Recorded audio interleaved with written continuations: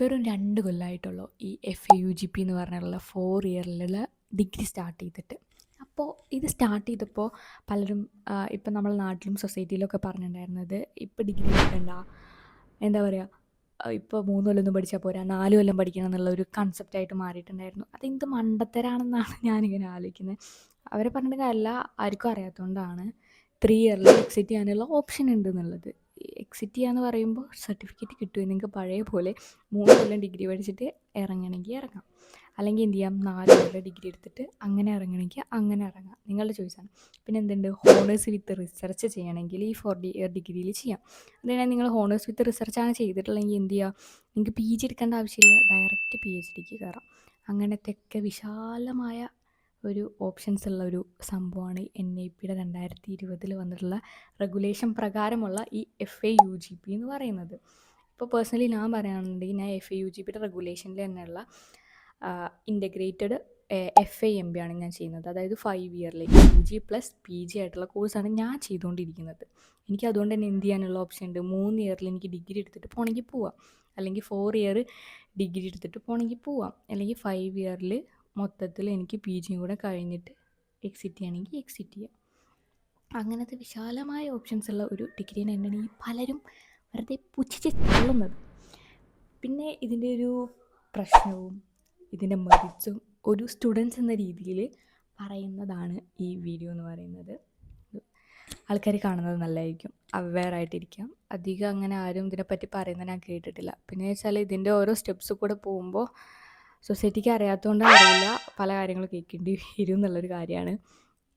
പിന്നെ അപ്പോൾ വീഡിയോയ്ക്ക് കിടക്കാം.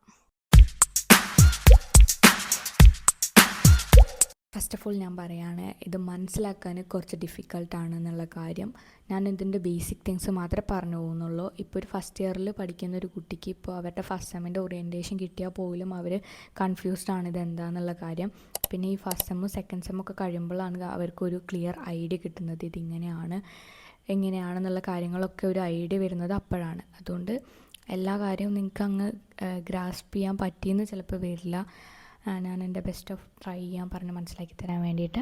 പിന്നെ ഇതിൻ്റെ ബേസിക് സാധനം പഠിക്കാൻ വേണ്ടിയിട്ട് നിങ്ങൾ മനസ്സിലാക്കേണ്ട 3 തിങ്സ് ആണുള്ളത്. ഒന്ന് major, minor, then credit system. Major degree എന്ന് പറയുന്നത്, ഇപ്പോൾ ഞാൻ പഠിക്കുന്നത് സൈക്കോളജിയാണ്. അപ്പോൾ എൻ്റെ മേജർ ഡിഗ്രി എന്ന് പറയുന്നത് എന്താണ്, സൈക്കോളജിയാണ്. പിന്നെ എനിക്ക് എന്ത് ചെയ്യുക, IT അല്ലെങ്കിൽ സ്റ്റാറ്റിസ്റ്റിക്സിൽ, മാത്സിൽ, അല്ലെങ്കിൽ ഫിസിക്കൽ എഡ്യൂക്കേഷനിലൊക്കെ, അങ്ങനെ ഏതിലാണെങ്കിലും എനിക്ക്, മാത്സിലോ എന്തിലാണെങ്കിലും എനിക്കൊരു മൈനർ ഡിഗ്രി എടുക്കാൻ പറ്റും. അതിനെയാണ് മൈനർ ആയിട്ട് ഉള്ള ഒരു പാത്വേ, എൻ്റെ ഒരു സെക്കൻഡ് പാത്വേ, എനിക്കൊരു സെക്കൻഡായിട്ടുള്ള ഒരു ഇൻട്രസ്റ്റ്, അതിനെ എനിക്ക് കൊണ്ടുപോകാൻ പറ്റുന്നത്. അപ്പോൾ അതിന് കുറച്ച് പേപ്പർ പഠിച്ചാൽ മതി. ഞാൻ ഈ മേജർ ഡിഗ്രിക്ക് പഠിക്കേണ്ട അത്ര പേപ്പേഴ്സ് ഈ മൈനർ ഡിഗ്രി കിട്ടാൻ വേണ്ടി പഠിക്കേണ്ട കുറച്ച് പേപ്പേഴ്സ് പഠിച്ചാൽ മതി. ഇനി ഈ ക്രെഡിറ്റ് സിസ്റ്റം എന്ന് പറയുന്നത്, ക്രെഡിറ്റ് സിസ്റ്റം എന്ന് പറഞ്ഞാൽ എന്താണ്, ഇന്ന ഒരു പേപ്പർ പഠിക്കുമ്പോൾ ചിലപ്പോൾ എനിക്ക് കിട്ടുന്നത് 4 ക്രെഡിറ്റ്സ് ആയിരിക്കും, ചിലപ്പോൾ 3 ക്രെഡിറ്റ്സ് ആയിരിക്കും. അപ്പോൾ AEC SCC അങ്ങനെയൊക്കെ പറഞ്ഞിട്ട് കോഴ്സുകളുണ്ട്, MDC എന്നൊക്കെ പറഞ്ഞിട്ട്. അപ്പോൾ അങ്ങനത്തെ കോഴ്സസ് പഠിക്കുമ്പോൾ എനിക്ക് 3 ക്രെഡിറ്റ്സ് ആയിരിക്കും കിട്ടുക. അപ്പോൾ എനിക്ക് ആ ഒരു സെമ്മിൽ പാസ്സാവുന്ന പേപ്പറിനനുസരിച്ചിട്ട് കിട്ടുന്ന ക്രെഡിറ്റ്സ് 20, 22 അങ്ങനെ എനിക്ക് കിട്ടുന്ന ക്രെഡിറ്റ്സ് എന്ത് ചെയ്യും, എനിക്കൊരു ABC ബാങ്ക് എന്ന് പറഞ്ഞിട്ടുള്ള ഈ ബാങ്കിൽ എൻ്റെ ക്രെഡിറ്റ്സ് ഒക്കെ എന്തായിരിക്കും, കയറും. അപ്പം ഇനിയിപ്പോൾ ഞാനൊരു സെക്കൻഡ് ഇയറിൽ ക്വിറ്റ് ചെയ്ത് പോയി കഴിഞ്ഞാൽ എന്ത് ചെയ്യാൻ പറ്റും, എനിക്ക് തേർഡ് ഇയറിൽ പിന്നെ റീജോയിൻ ചെയ്യാൻ പറ്റും. 7 വർഷത്തിൻ്റെ ഉള്ളിൽ എന്നാണ് ഇതിൻ്റെ റെഗുലേഷനിൽ പറയുന്നത്. എനിക്കിപ്പോൾ സെക്കൻഡ് ഇയറിൽ എന്തെങ്കിലും കാരണവശാൽ എനിക്ക് എന്തെങ്കിലും VI അങ്ങനെ എന്തെങ്കിലുമൊക്കെ ആയിട്ട് എനിക്ക് ഡ്രോപ്പ് ഔട്ട് ചെയ്യേണ്ടി വന്നു. അപ്പോൾ എനിക്ക് എന്ത് ചെയ്യാം, പിന്നെയും റീജോയിൻ ചെയ്യാം സെക്കൻഡ് ഇയറിൽ വന്നിട്ട്. കാരണം ഞാൻ ആ പഠിച്ച പേപ്പേഴ്സൊക്കെ എൻ്റെ ക്രെഡിറ്റ്സ് ബാങ്കിൽ എന്ത് ചെയ്തിട്ടുണ്ട്, ക്രെഡിറ്റ്സ് ആയി കിടക്കുന്നുണ്ട്. അത് 7 ഇയറോളം അവിടെ കിടക്കും. അപ്പോൾ എനിക്ക് അതിലേക്ക് ബാക്കി ആഡ് ഓൺ ചെയ്തിട്ട് കോഴ്സസ് പഠിച്ചിട്ട് എനിക്ക് എന്ത് ചെയ്യാം, ആ ഡിഗ്രി എടുത്തിട്ട് പോവാം. ഇപ്പോൾ ഈ ക്രെഡിറ്റ്സ് ബാങ്കിൽ എനിക്കൊരു മേജർ ഡിഗ്രി കിട്ടാൻ വേണ്ടിയിട്ട് വേണ്ട ക്രെഡിറ്റ്സ് എന്ന് പറയുന്നത് 68 ക്രെഡിറ്റ്സ് ആണ്. എനിക്ക് 68 ക്രെഡിറ്റ്സ് ഉണ്ടെങ്കിൽ എന്ത് കിട്ടും, എൻ്റെ മേജറായിട്ടുള്ള സൈക്കോളജിയിലെ പേപ്പേഴ്സ് എടുത്തിട്ട് എനിക്ക് 68 ക്രെഡിറ്റ്സ് ഉണ്ടെങ്കിൽ എനിക്ക് എൻ്റെ സൈക്കോളജിയിലെ മേജർ ഡിഗ്രി കിട്ടും. ഇപ്പോൾ എനിക്കൊരു മൈനർ ഡിഗ്രി കിട്ടണമെങ്കിൽ എൻ്റെ ഈ ക്രെഡിറ്റ്സ് ബാങ്കിൽ എന്തുണ്ടാവണം, എനിക്കൊരു 28 ക്രെഡിറ്റ്സ് ഉണ്ടാവണം. ഇപ്പോൾ ഞാൻ സ്റ്റാറ്റിസ്റ്റിക്സ് ആണ് അല്ലെങ്കിൽ മാത്സ് ആണ് ഞാൻ എൻ്റെ മൈനർ ഡിഗ്രി ആയിട്ട് എടുക്കാൻ പോകണമെന്ന് വിചാരിച്ചു. അപ്പോൾ ഈ മാത്സിലുള്ള പേപ്പേഴ്സ് ക്ലിയർ ചെയ്തിട്ട് ഒരു 28 ക്രെഡിറ്റ്സ് എനിക്ക് ഉണ്ടാവണം, എൻ്റെ ഈ ക്രെഡിറ്റ്സ് ബാങ്കിൽ ഉണ്ടാവണം. മാത്സിലെ പേപ്പറിലെ ക്രെഡിറ്റ്സ് ആണ്. അതായത് മാത്സിൽ ഇത്ര പേപ്പർ പാസ്സായിട്ട് ഒരു പേപ്പർ ചിലപ്പോൾ 4 ക്രെഡിറ്റ്സ് ആയിരിക്കാം. അപ്പോൾ 28 ക്രെഡിറ്റ്സ് എനിക്ക് എന്ത് വേണം, അങ്ങനെ പാസ്സായിട്ട് എൻ്റെ ഈ ABC ബാങ്കിൽ ഉണ്ടാവണം. അപ്പോൾ എനിക്ക് എന്ത് കിട്ടും, ഒരു മൈനർ ഡിഗ്രി കിട്ടും. പിന്നെ എന്തുണ്ട്, എൻ്റെയൊക്കെ ക്യാമ്പസിൽ 2 സ്റ്റുഡൻസാണ് എൻ്റെ ബാച്ചിലുള്ളവർ. 2 ഡബിൾ മേജർ എടുക്കുന്ന സ്റ്റുഡൻസ് ഉണ്ട്. അതായത് ഡബിൾ ഡിഗ്രി. അവർ ഫിസിക്കൽ എഡ്യൂക്കേഷൻ പഠിക്കുന്ന സ്റ്റുഡൻസാണ്. ദെൻ അവരെന്തുണ്ട്, സൈക്കോളജിയിലും കൂടെ ഡിഗ്രി എടുക്കുന്നുണ്ട്. അപ്പോൾ അവർക്ക് ഇത് പാസ്സാവുന്നുണ്ട്. ഇപ്പോൾ അവർക്ക് സെം വൈസ് ഓരോ സെമ്മിൽ ഇഷ്ടമുള്ള പേപ്പേഴ്സൊക്കെ പഠിച്ചിട്ട് പോവാം. അതിനൊന്നും ഒരു റെസ്ട്രിക്ഷൻസോ കാര്യങ്ങളൊന്നുമില്ല. അവർക്ക് ഇഷ്ടത്തിനനുസരിച്ച് ചൂസ് ചെയ്ത് ആ ഡിപ്പാർട്ട്മെൻറ്റിനെ അറിയിച്ചിട്ട് അവർക്ക് എന്ത് ചെയ്യാൻ പറ്റും, അത് എടുക്കാൻ പറ്റും. അപ്പോൾ ലാസ്റ്റ് അവർക്ക് എന്താണ് ഈ ക്രെഡിറ്റ്സ് ബാങ്കിൽ അവരുടെ ഫിസിക്കൽ എഡ്യൂക്കേഷനിൽ ഉള്ള പേപ്പേഴ്സ് പഠിച്ചുകൊണ്ടുള്ള 68 ക്രെഡിറ്റ്സ് വേണം. അപ്പോൾ അവർക്ക് എന്തിരിക്കും, ഫിസിക്കൽ എഡ്യൂക്കേഷനിൽ ഡിഗ്രി കിട്ടും, ഒരു മേജർ ഡിഗ്രി കിട്ടും. ഇപ്പോൾ സൈക്കോളജിയിലും കൂടെ അവർക്ക് ഡിഗ്രി വേണമെങ്കിൽ എന്താണ്, സൈക്കോളജിയിലത്തെ പേപ്പർ പഠിച്ചിട്ട് ഒരു ടോട്ടൽ 68 ക്രെഡിറ്റ്സ് അവർക്ക് എന്ത് വേണം, അതിൽ കൂടുതലും പഠിക്കാം. ഇപ്പോൾ 68ൻ്റെ മേലെ ഉണ്ടെങ്കിൽ പോലും, പേപ്പേഴ്സ് ഉണ്ടെങ്കിൽ പോലും പ്രശ്നമില്ല. നമുക്ക് വേണമെങ്കിൽ സ്കിപ്പ് ചെയ്യുകയും ചെയ്യാം. ഈ പേപ്പർ ഈ സെമ്മിൽ ഞാൻ പഠിക്കുന്നില്ല എന്ന് പറഞ്ഞിട്ട് സ്കിപ്പ് ചെയ്യാം. നമുക്ക് 68 ക്രെഡിറ്റ്സ് മാത്രമേ വേണ്ടുള്ളൂ. ഇപ്പോൾ ഈ 68 ക്രെഡിറ്റ്സിനുള്ള പേപ്പേഴ്സ് പഠിച്ച് പാസ്സായിട്ടുണ്ടാവണം. അപ്പോൾ എന്ത് ചെയ്യാം, തേർഡ് ഇയർ കഴിയുമ്പോൾ എന്ത് ചെയ്യാം, ഒരു മേജർ ഡിഗ്രി ആയിട്ട് എക്സിറ്റ് ചെയ്യാൻ പറ്റും. ഇപ്പോൾ 2ലും 68 ക്രെഡിറ്റ്സ് വെച്ചിട്ടുണ്ടെങ്കിൽ എന്ത് ചെയ്യാം, ഡബിൾ മേജറായിട്ട് എക്സിറ്റ് ചെയ്യാൻ പറ്റും.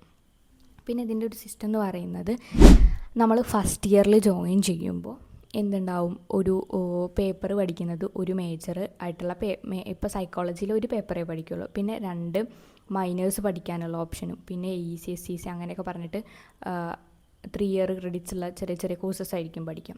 ഈ മേജറും മൈനറും ആയിട്ട് എന്തിനാണ് ഈ ഫസ്റ്റ് സെമ്മിലും സെക്കൻഡ് സെമ്മിലും എന്തായാലും മേജറും മൈനറും ആയിട്ട് പഠിക്കണം. കാരണം എന്താ വെച്ചാൽ, ഇപ്പോൾ ഞാനത് ചൂസ് ചെയ്യുന്നതിനനുസരിച്ചിട്ട് ഞാൻ സൈക്കോളജി പഠിക്കുമ്പോൾ ഞാൻ സ്റ്റാറ്റിയ പഠിച്ചിട്ടുണ്ടായിരുന്നത്, പിന്നെ IT പഠിച്ചിട്ടുണ്ടായിരുന്നു, ഫിസിക്കൽ എഡ്യൂക്കേഷൻ എൻ്റെ അവിടുത്തെ ആ കോഴ്സും ഒക്കെ ഞാൻ ട്രൈ ചെയ്തിട്ടുണ്ടായിരുന്നു. കാരണം ഇതന്നെയാണ് എൻ്റെ ഫീൽഡ്, ഇനി അതാണോ എൻ്റെ ഫീൽഡ്. ഇനി സ്റ്റാറ്റി പഠിച്ചപ്പോൾ എനിക്ക് കുറച്ചുകൂടി ഈസി ആയിട്ട് തോന്നിയിട്ടുണ്ടായിരുന്നു ഫസ്റ്റ് സെമ്മിൽ പഠിച്ചപ്പോൾ. അപ്പോൾ ഞാൻ സെക്കൻഡ് സെമ്മിലും കൂടെ എടുത്ത് നോക്കി. അപ്പോൾ സെക്കൻഡ് സെമ്മ് ആയപ്പോഴേക്കും എനിക്ക് കുറച്ച് ടഫായിട്ട് തോന്നി. അപ്പോൾ എനിക്ക് മനസ്സിലായി ഇതല്ല എൻ്റെ ഫീൽഡ്, സൈക്കോളജി തന്നെയാണ് എനിക്ക് പഠിക്കാൻ ഇൻട്രസ്റ്റ് ഉള്ളത്, ഇഷ്ടമുള്ളത് മനസ്സിലാക്കിയിട്ട് ഞാൻ അവിടെ തന്നെ സ്റ്റിക്ക് ഓൺ ചെയ്യുമായിരുന്നു. അപ്പോൾ എനിക്ക് മാറ്റാനുള്ള ഓപ്ഷൻ ഉണ്ടായിരുന്നു. എനിക്ക് സ്റ്റാറ്റി ആണ് അല്ലെങ്കിൽ IT ആണ് ഇഷ്ടം വെച്ചാൽ എനിക്ക് ITക്ക് സെക്കൻഡ് സെമ്മ് കഴിഞ്ഞ് കഴിഞ്ഞാൽ സ്വിച്ച് ചെയ്തിട്ട് അതിലേക്ക് മാറാനുള്ളൊരു ഓപ്ഷൻ എന്തിലുണ്ട്, ഈ FAUGPയിലുണ്ട്. FAUGPയുടെ റെഗുലേഷൻ പ്രകാരമുള്ളത് തന്നെയാണ് ഞങ്ങളുടെ FAMB എന്ന് പറയുന്നത്. സോ ദ ബേസിക് തിങ് ഇതാണ്. ഇത്രയും കാര്യം മനസ്സിലായി ഞാൻ വിചാരിക്കുന്നു. കുറച്ച് കൺഫ്യൂസിങ് ആണ് ആയിട്ട് തോന്നും, ബട്ട് ഇതിൻ്റെ ബേസിക് തിങ്സ് എന്ന് പറയുന്നത്. പിന്നെ ആസ് എ സ്റ്റുഡൻറ്റ് എന്നുള്ള പേരിൽ ഞാൻ ഇതിൻ്റെ ഡീമെറിറ്റ്സ് പറയാം. ഫസ്റ്റ് ഓഫ് ഓൾ ഒരു കൺഫ്യൂഷനാണ്. ഇപ്പോൾ ഒരു ഫസ്റ്റ് ഇയർ കഴിഞ്ഞ ഒരു കുട്ടിക്ക് അതിൻ്റെ ക്ലിയർ ഐഡിയ ഉണ്ടാവുള്ളൂ. ഈ ഫസ്റ്റ് ഇയറിൽ വന്ന പാടെ ഫ്രഷ് ആയിട്ട് നിൽക്കുന്ന ടൈമിൽ ഓറിയൻറ്റേഷൻ കിട്ടിയാലൊക്കെ ഇവർക്ക് ഭയങ്കര കൺഫ്യൂഷനായിരിക്കും. ഇപ്പോൾ ഈവൻ ഞാൻ ജോയിൻ ചെയ്ത ടൈമിൽ എനിക്ക് ഓറിയൻറ്റേഷൻ കിട്ടിയിട്ടുണ്ടെങ്കിൽ ഒക്കെ ഞങ്ങൾക്ക് ഭയങ്കര ഡൗട്ട്ഫുള്ളായിരുന്നു. അപ്പോൾ ഞങ്ങളുടെ ജൂനിയേഴ്സിനാണെങ്കിലും ഒക്കെ ഭയങ്കര കൺഫ്യൂസിങ് ആണ്. ഞങ്ങൾക്ക് ഈ സ്റ്റുഡൻസിന് മാത്രമല്ല ഈ കൺഫ്യൂഷൻ ഉണ്ടാകുന്നത് എന്നുള്ളതാണ് ഏറ്റവും വലിയ എന്താ പറയുക രസകരമായ കാര്യമൊന്നും പറയാൻ പറ്റില്ല.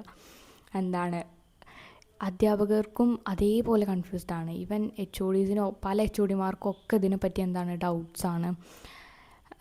അവർക്ക് ക്ലാസ് കിട്ടിയാൽ പോലും ഇത് ഭയങ്കര കൺഫ്യൂസിങ് ആയതുകൊണ്ട് അവർക്കിത് മനസ്സിലാക്കാൻ കുറച്ച് ബുദ്ധിമുട്ടാണ്. അതുതന്നെയാണ് ഇതിൻ്റെ ഏറ്റവും വലിയ ഡീമെറിറ്റ്സ് എന്ന് പറയുന്നത്. അതുകൊണ്ട് ഇത് എങ്ങനെ എക്സിക്യൂട്ട് ചെയ്യണം, എങ്ങനെ ചെയ്യണം എന്നുള്ള കാര്യം പലപ്പോഴും ഭയങ്കര ഒരു ഭാരം പിടിച്ച കാര്യമാണെന്ന് തന്നെ പറയാം. പിന്നെയെന്ന് പറഞ്ഞാൽ ഒരുപാട് ന്യൂ ടേംസസ് ആണ്. അത് ഇപ്പോൾ 3 ഇയറായിട്ട് 3 ഇയറിലെ കോഴ്സ് എന്ന് പറയുമ്പോൾ സെയിം സബ്ജക്റ്റ് ഇങ്ങനെ പഠിച്ചിട്ട് വരുന്നതായിരുന്നു. അപ്പോൾ ഈവൻ ഒരു സൊസൈറ്റിയിൽ പെട്ടെന്നൊരു ചേഞ്ച് ഉണ്ടായതാണ്. അതുകൊണ്ട് തന്നെ ഇതിലുള്ള ഈ പുതിയ വേർഡ്സൊക്കെ എന്ന് പറയുന്നത് മേജർ, മൈനർ, ക്രെഡിറ്റ് സിസ്റ്റം എന്നൊക്കെ പറഞ്ഞ് പുറത്ത് പോയി പറയുമ്പോൾ ഞാൻ ഡബിൾ മേജറാണ് എടുക്കുന്നത്, ഞാൻ ഒരു മൈനർ ഡിഗ്രിയും ഒരു മേജർ ഡിഗ്രിയാണ് ചെയ്യുന്നത്, എൻ്റെ ക്രെഡിറ്റ്സിൽ ഇത്രയാണ്. അത് ഒന്നൊരു സാധാരണ ആളോട് നമുക്ക് ചർച്ച ചെയ്യുമ്പോൾ അങ്ങനെ പറയാൻ പറ്റില്ല. കാരണം അവർക്കത് മനസ്സിലാക്കിക്കൊള്ളണമെന്നില്ല എന്നുള്ള കാര്യമാണ്. ഇത് ഇങ്ങനെ മനസ്സിലാക്കി വരണം. കുറച്ച് കൺഫ്യൂസിങ് ആണെന്നുള്ളത് ആണ് ഫസ്റ്റത്തെ കാര്യം. പിന്നെയെന്ന് പറഞ്ഞാൽ ഈ ന്യൂ ടേംസ് ഇപ്പോൾ SEC, AEC, MDC അങ്ങനത്തെ ഒക്കെ പറഞ്ഞിട്ടുള്ള ചെറിയ ചെറിയ കോഴ്സുകളും പഠിക്കുന്നുണ്ട്. അപ്പോൾ ഇതിപ്പോൾ നമ്മുടെ വീട്ടുകാർക്കാണെങ്കിൽ പോലും പറഞ്ഞ് മനസ്സിലാക്കി കൊടുക്കാൻ കുറച്ചൊരു ബുദ്ധിമുട്ടാണെന്നുള്ള കാര്യമാണ്. അത് ഈ ന്യൂ ടേംസൊക്കെ ഒന്ന് സെറ്റായി കുറച്ച് വർഷങ്ങളൊക്കെ എടുക്കുമ്പോൾ റെഡി ആവുമായിരിക്കും.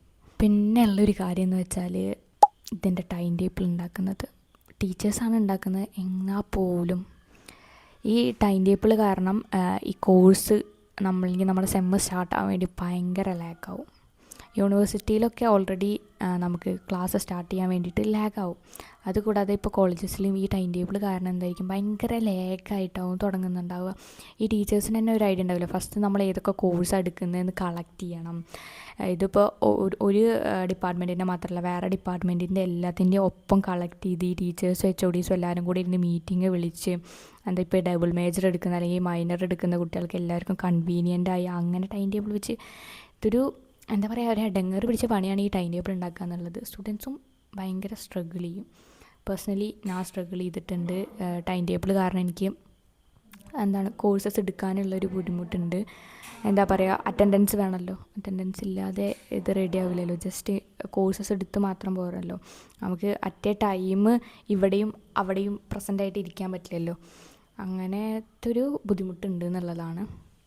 പിന്നെ ഓരോ ഡിപ്പാർട്ട്മെൻറ്റ് ചിലപ്പോൾ ഫേവർ ചെയ്ത് തരും എന്നുള്ളത് വേറൊരു കാര്യം. പിന്നെയെന്ന് പറഞ്ഞാൽ ഒരു പ്രോപ്പർ ഗൈഡൻസ് നമുക്ക് ഇനീഷ്യലി കിട്ടില്ല.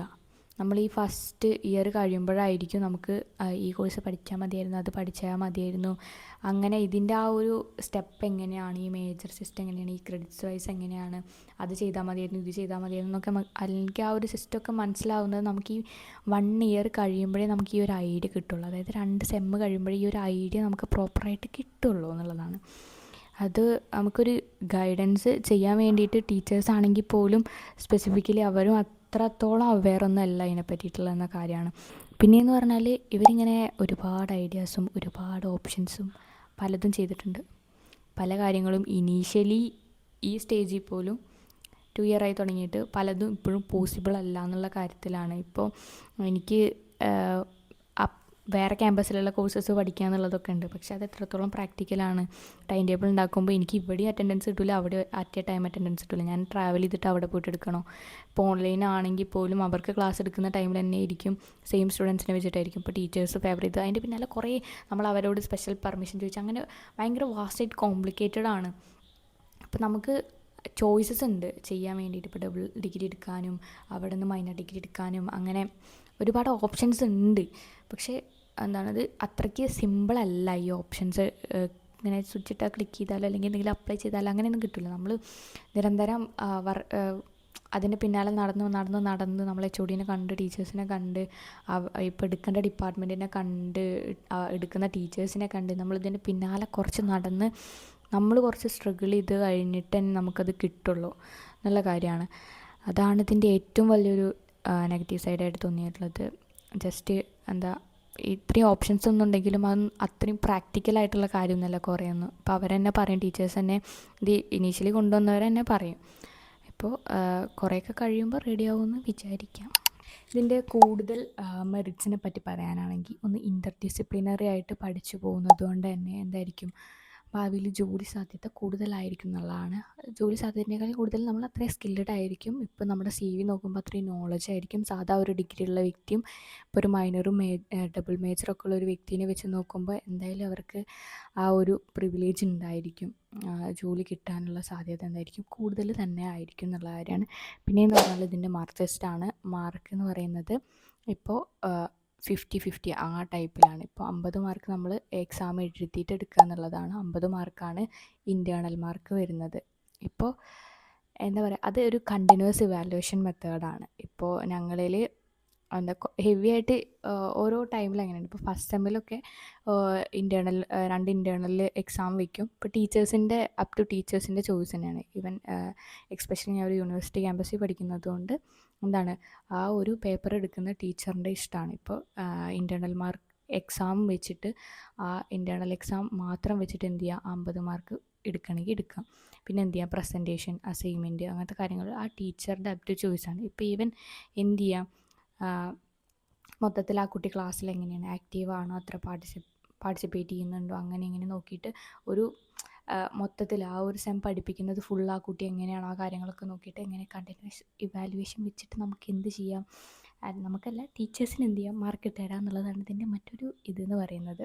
പക്ഷേ ഞങ്ങളുടെ ടീച്ചേഴ്സ് എല്ലാവരും എന്താണ് ഇപ്പോൾ എൻ്റെ കഴിഞ്ഞ സെമ്മിൽ ഒരു പേപ്പറിൽ തന്നെ 2 ഇൻറ്റേർണൽ എക്സാം വെച്ചിട്ടുണ്ടായിരുന്നു. ബെസ്റ്റ് ഓഫ് 2 എടുത്തത്, ചിലതിൽ ആവറേജാണ് എടുത്തത് 2 എക്സാമിൻ്റെയും നോക്കിയിട്ട്. പിന്നെ എന്ന് പറയുന്നത് പ്രസൻറ്റേഷൻ ഉണ്ടായിരുന്നു, അസൈൻമെൻറ്റ്സ് തന്നിട്ടുണ്ടായിരുന്നു, ലൈബ്രറി വർക്ക്സ് തന്നിട്ടുണ്ടായിരുന്നു.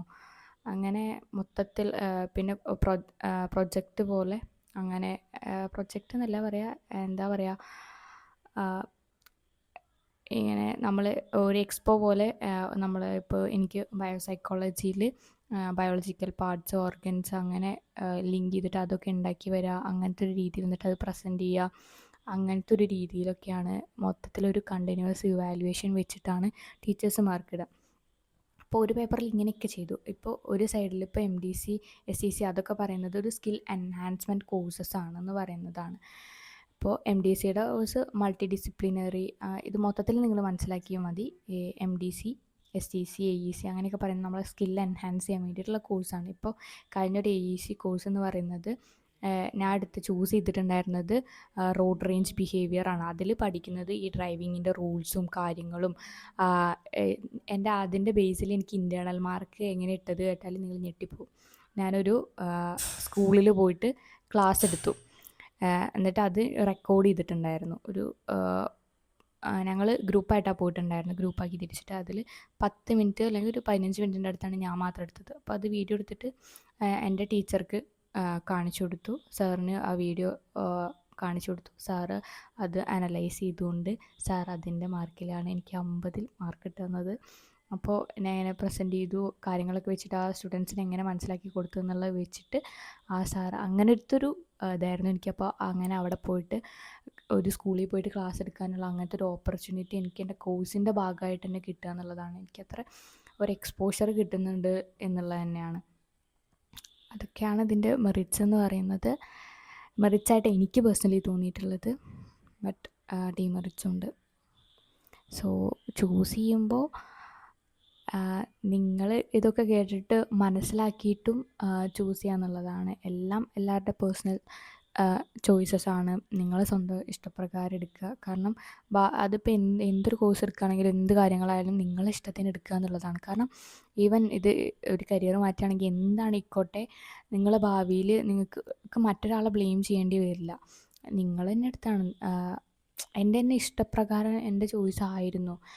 എനിക്കത് മിസ്റ്റേക്കായി തോന്നി, അല്ലെങ്കിൽ ഇത് എൻ്റെ ഫീൽഡല്ലാന്ന് എനിക്ക് മനസ്സിലായി, ഞാൻ മാറ്റുകയാണെന്നുള്ളതാണ്.